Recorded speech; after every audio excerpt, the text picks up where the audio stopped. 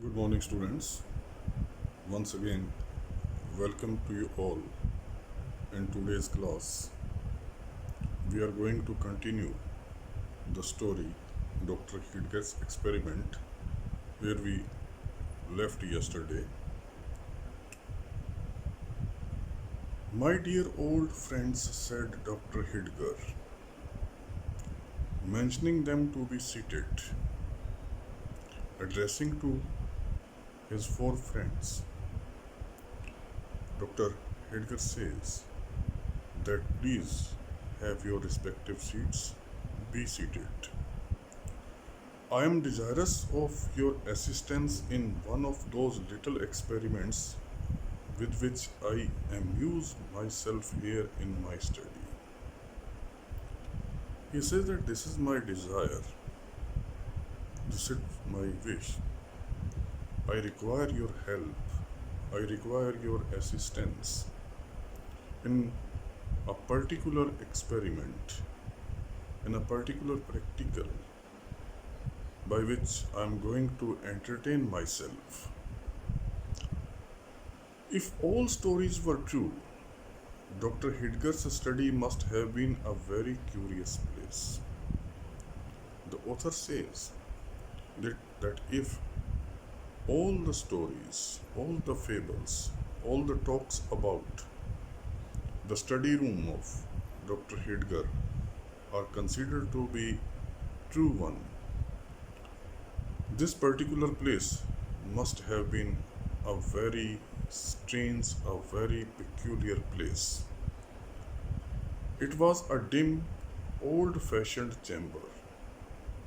He writes that whereas the study chamber of Dr. Heidegger is concerned, it was dark, it was old fashioned, festooned with cobwebs everywhere in the chamber. The cobwebs were hanging and besprinkled with antique dust. Everywhere in the chamber there was spread antique dust, old time dust. Around the walls stood several oaken bookcases.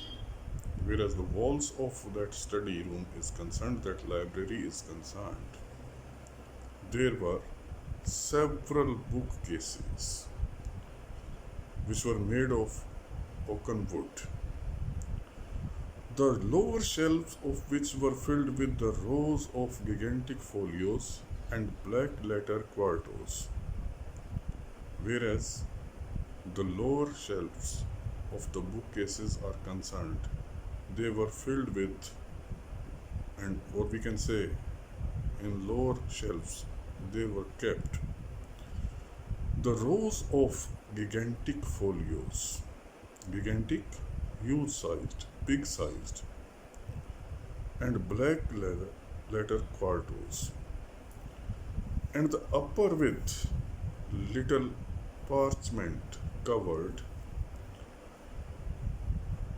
duodecimo, whereas the upper part of the shelf was concerned, in that there was kept duodecimos.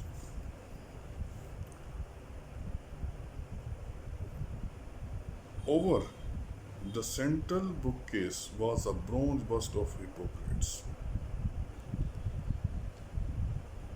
Upon the central shelf of the bookcase, there was kept a bronze bust, a statue of Hippocrates.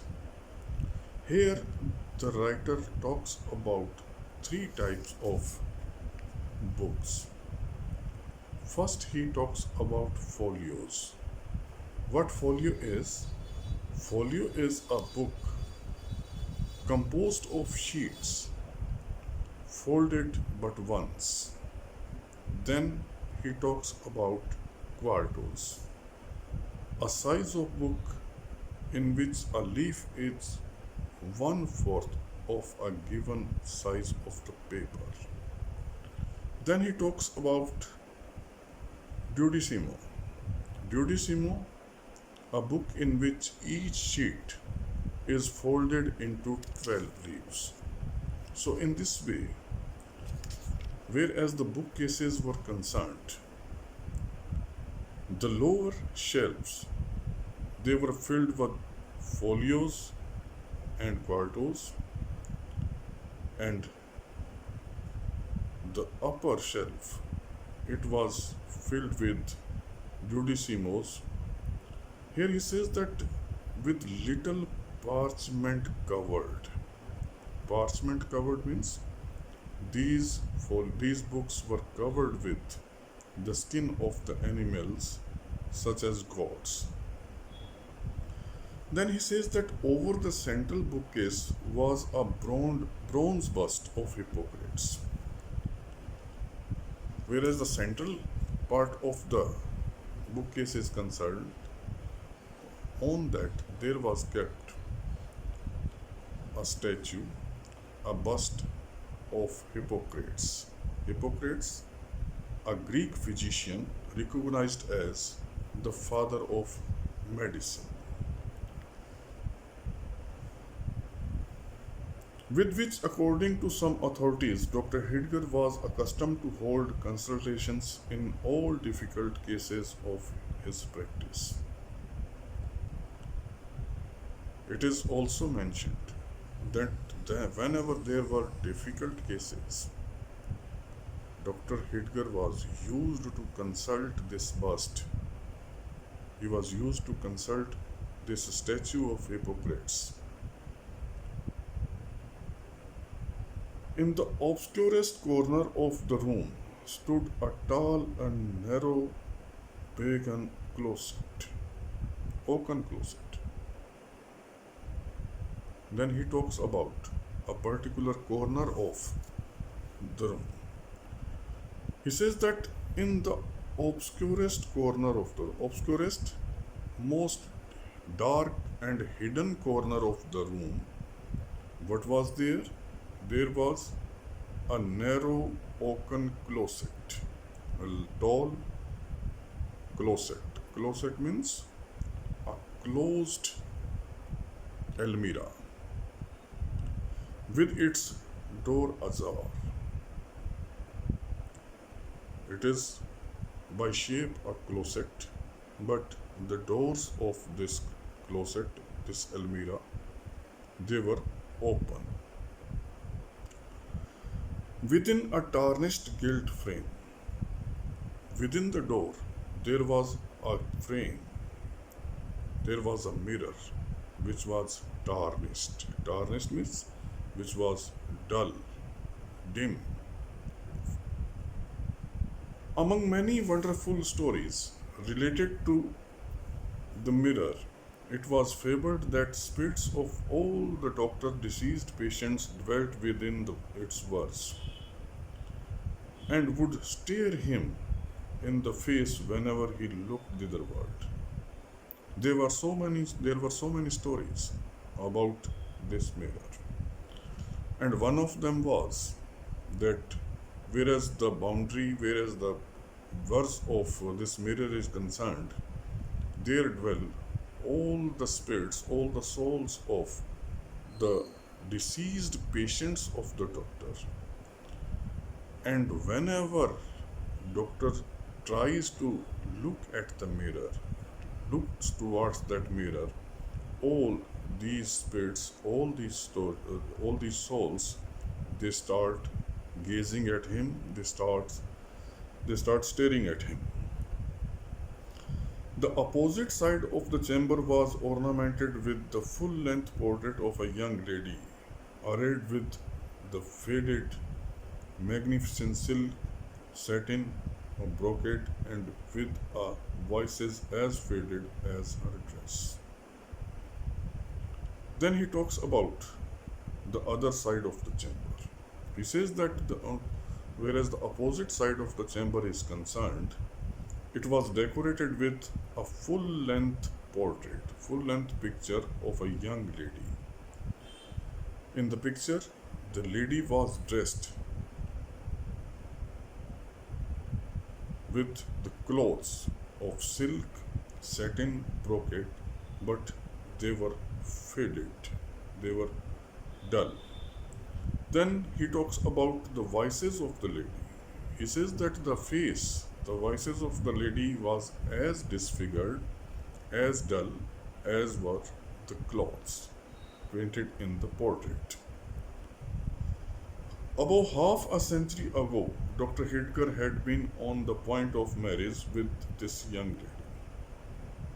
Almost 50 years ago, there was a time when Dr. Heidegger was going to marry with this lady.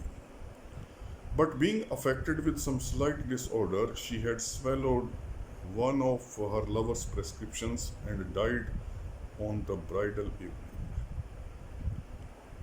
But unfortunately, she suffered from some slight disease and she entered the prescription, the medicine given by Dr. Heidegger, and she died on the occasion of the marriage. The greatest curiosity of the study remains to be mentioned. The writer says that all these things which are discussed, which are mentioned, they were strange. But the greatest curious thing, the greatest strange thing is still to be mentioned. It was a Pondraul's folio volume bound in black leather with massive silver clamps.